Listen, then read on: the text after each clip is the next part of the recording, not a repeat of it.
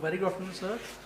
My name is Sushant Kumar Kushwaha. I'm a research scholar from PSU and very much fortunate to have a time to clear my doubt from you, sir. My question is, I have lost my spark, okay, and I'm not a very much continuous, consistently motivated person. I have lost my motivation. How to regain that? To live my life and lead in a like a joyful way, so to regain your inner peace. Thank you, sir. See, the nature of life is such… Please sit down, it's okay. If you go outside in the garden and try to catch an ant, the BHU ant,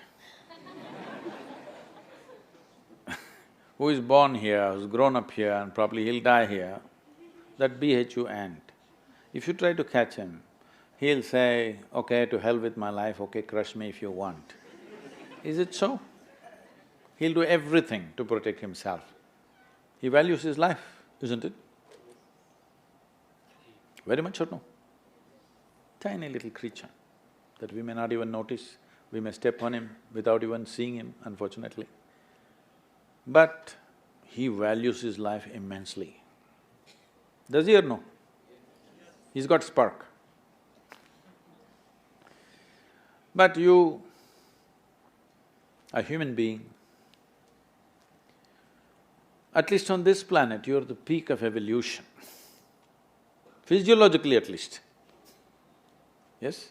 If other behavioral aspects, if we may have questions but physiologically at least, the most evolved creature on the planet.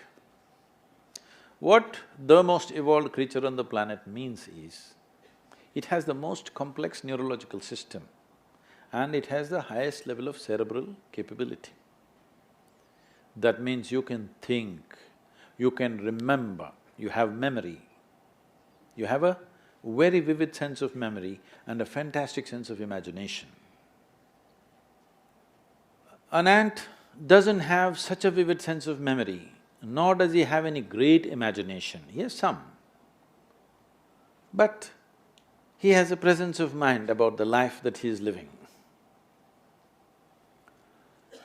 Because the education systems that you're going through right from kindergarten level is such that it is about everything except you. It's about everything else. Somebody is PhD in tourism, somebody is PhD in biotechnology, somebody is PhD in something. Nothing about this. How does this function? There is no attention at all.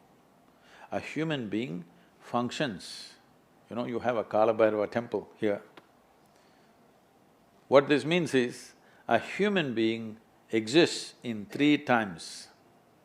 He lives because of the richness of his memory.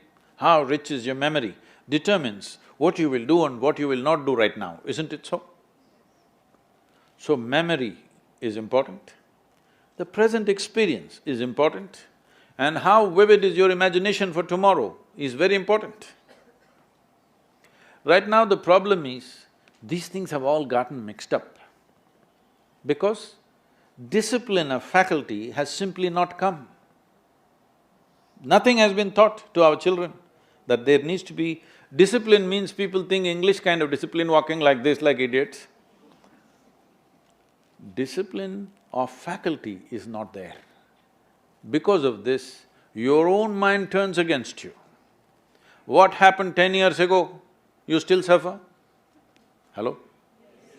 What may happen day after tomorrow, you already suffer? Because there's no discipline of faculty.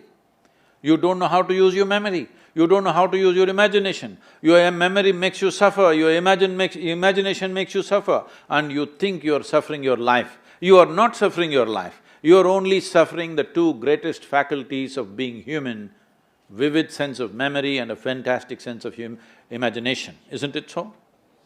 If you suffer the greatest faculties that you have, what can we do with you? If you suffer an ailment, understandable. If you suffer a disability, understandable. If you suffer your ability, hopeless case. Yes or no? You're suffering your capabilities. If you're suffering your disability, it's all right. You're suffering your capabilities. I must tell you this, about 4, 5 months ago, I think, you might have seen it on the news, a young lady, 34-year-old lady, who was a television anchor in Hyderabad, jumped off the 5th-floor window, killed herself, left a note, "Nobody is responsible for my death, my brain is my enemy." How many million years it took to get this brain to this size, and now it becomes your enemy? She articulated this, but this is true with almost 90% of the human beings. They are suffering their own intelligence, isn't it? If you take away half their brain,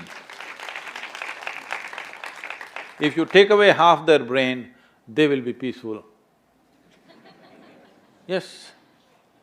And that is why a whole bunch of idiots are going about saying that the ultimate goal of life is peace of mind. Such people will only rest in peace.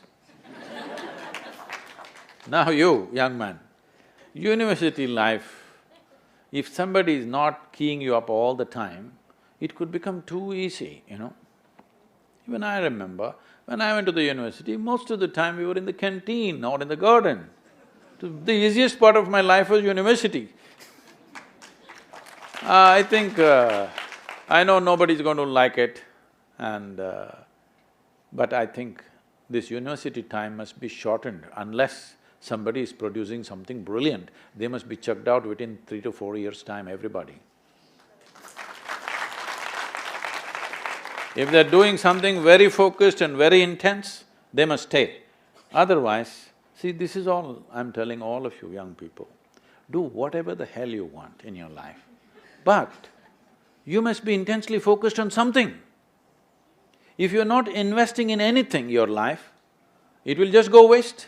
Because as I told you in the very beginning, one basic ingredient of your life is time, and this is just going away. Already you're 2 hours closer to your grave since I came here. Yes or no? 2 hours closer to Manikarnika. Yes or no? Yes, you are not immortal, it's just a limited amount of time. Are you a precious life, I'm asking you? Is your life precious to you? Then you must decide where you want to invest this life. If this is precious, if this is worthless, throw it somewhere. If this is precious, invest in something worthwhile, isn't it? So if you invest this in something worthwhile, not spark, you will be a flame all the time.